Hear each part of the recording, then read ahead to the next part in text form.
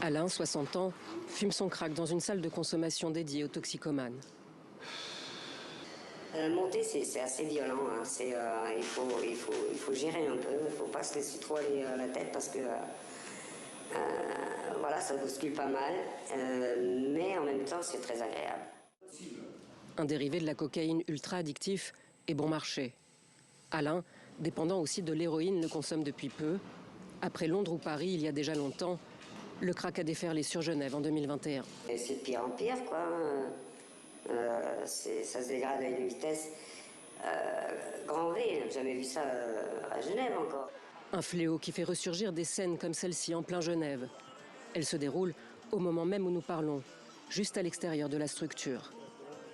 Un spectacle que la politique nationale et la création du local Quai Neuf, financé par l'État, avaient réussi à faire quasiment disparaître.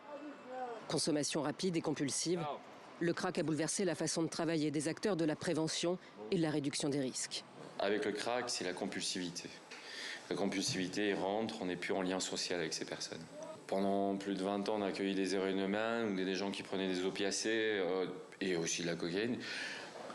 On avait une manière de faire, là, le lien est beaucoup plus difficile et beaucoup plus distant, beaucoup plus fuyant aussi.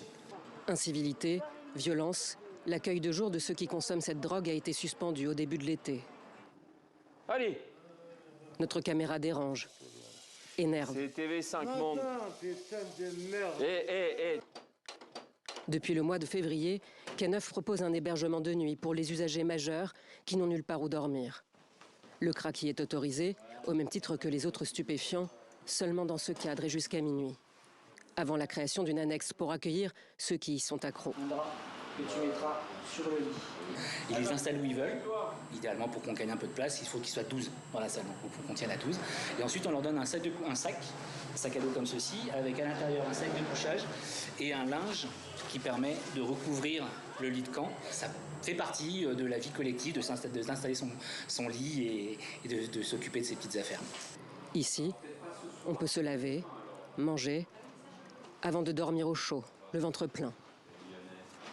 Ce qui me réconforte, la chaleur de mon lit, du chaud, du réconfort. Ce soir-là, tous les inscrits ne viendront pas en raison de notre présence. Puis c'est l'extinction des feux, pour quelques heures de repos et de répit.